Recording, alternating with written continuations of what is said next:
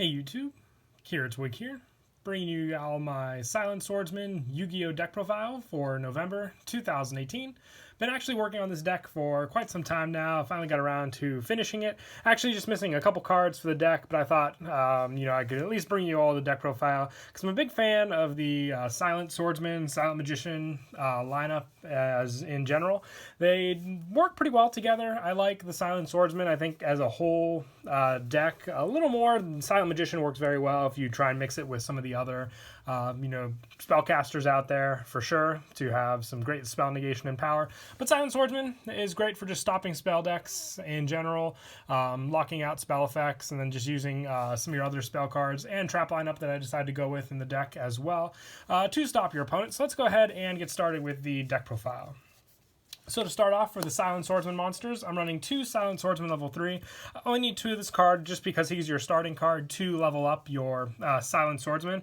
With it, you negate your opponent's spell effects that target this card, and during your standby phase, you can send this face-up card to the graveyard to special summon 1 Silent Swordsman level 5 from your hand or deck. You cannot activate this effect the turn this card is summoned or flip face up.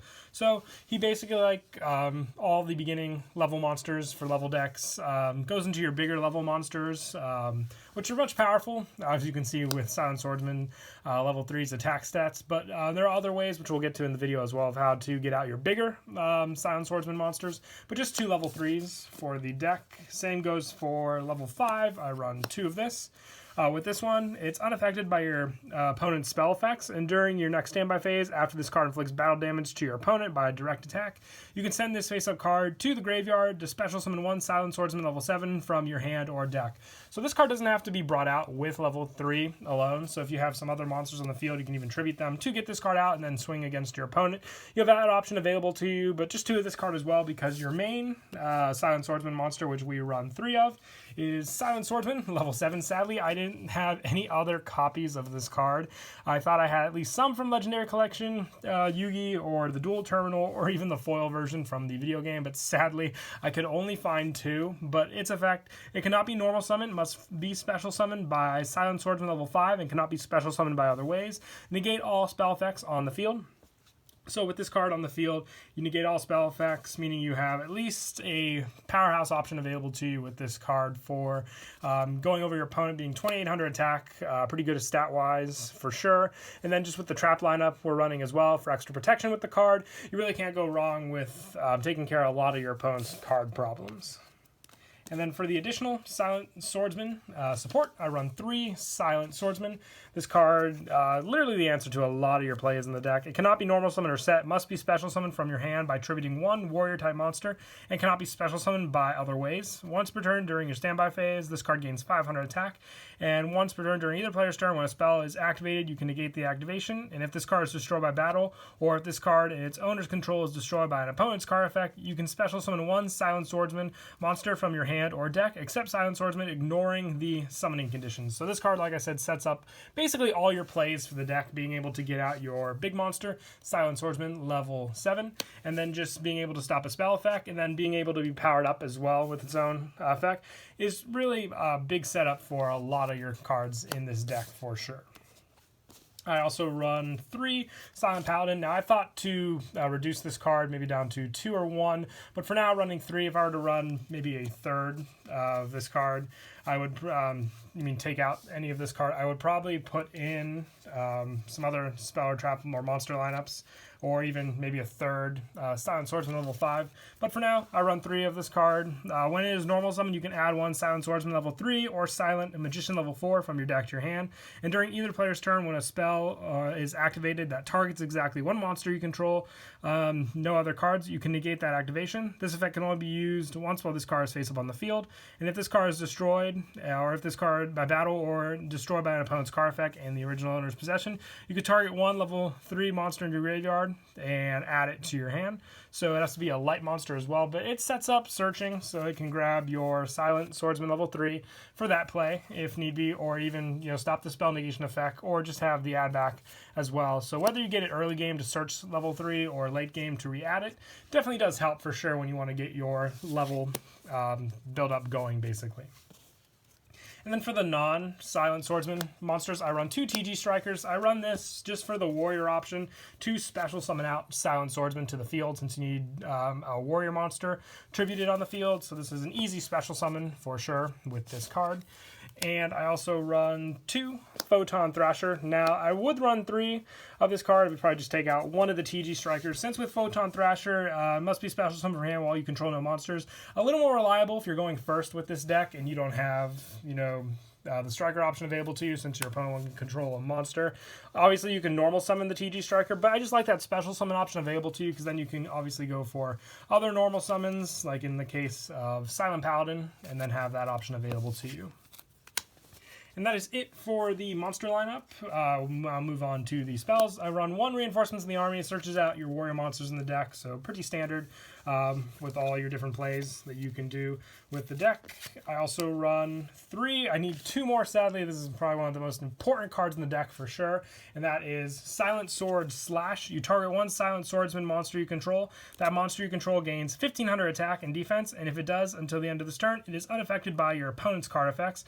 This card's activation and effect cannot be negated, and you can banish this card from your graveyard to add 1 Silent Swordsman monster from your deck to your hand. It literally is an answer to so many of your plays, being able to bump up your normal Silent Swordsman to pretty high attack stats with its own effect, and then just having the search power from the graveyard as well just gives you a lot of answers also with this deck. And I run 2 Level Up. This is just pretty much staple in all level decks, being able to level up one of your level monsters. So if you open up at that and Silent Swordsman level 3, you can just quickly go to level 5 and then go on the aggressive with your opponent, depending on what they go for. And then combining Silent Swordsman level 5 with your Silent Sword Slash can definitely power up and make sure you can hit over any answer basically that your opponent dishes out against you. And then next turn have Silent Swordsman level 7 to go up against. I also run 3 Foolish Burial Goods. If you open up this, you can at least get your search for the proper Silent Swordsman you need by sending your Silent Sword Slash to the graveyard with this card. And that's it for the spell lineup. I run a really low spell lineup just because of the fact that your main monster, your Silent Swordsman level 7, negates all spell effects on the field. So you want to rely on, more of your trap lineup and then just your monsters in general for a lot of your plays. So for the traps, I run 2 Lost Wind. This card is just good for targeting a face-up special summon monster, having its attack, meaning it's easier for your Silent Swordsman monsters to attack over that card, and then just having the graveyard effect as well to reuse again definitely does come in handy. I also run 2 Bottomless Trap Hole. Having a big trap lineup for protection definitely does help, and then Bottomless is just my preferred one. And if you want to try out some of the other hole traps like Floodgate or Network Trap Hole, you can give those a shot too. I do run Rafflesia in this deck just to have some rank 4 options as well, so the Bottomless definitely does come in handy there. And I also run 2 Storming Near Force. This card just takes care of attack position monsters, link monsters for sure when they're attacking with plenty of link monsters on the field. Like I said, just having protection for all of your different monsters in the field definitely does come in handy. And I also run 2 Call the Hunted, the special summoning back from the graveyard, especially if you can get out, your Silent Swordsman level 5. Like I said, there's no restriction with this card and how you summon it out to the field. So he does become a very key play if you find you're not going to be getting your level 7 out on the field anytime faster. And I also run 1 Solemn Warning, 1 Solemn Judgment, and 2 Solemn Strikes just for the additional negation against like high or more difficult monsters, or just taking care of some of your opponent's other monster effects, or even the summoning of one of your opponent's monsters. So they definitely do come in handy. You don't really use life points for anything else in the deck. It's really a true lockdown deck in the sense of the Silent Swordsman just negating your spells and then just attacking over your opponent for big plays. And lastly, 2 Heavy Storm Duster. I ran this over Twin Twister just for the fact that spells would be negated a lot of the times when you have level 7 on the field, which can happen a lot faster since Silent Swordsman can definitely help with that solution with its own effect to summon it out. So Heavy Storm Duster just taking care of pesky back row in a very easy way, just having to set this card.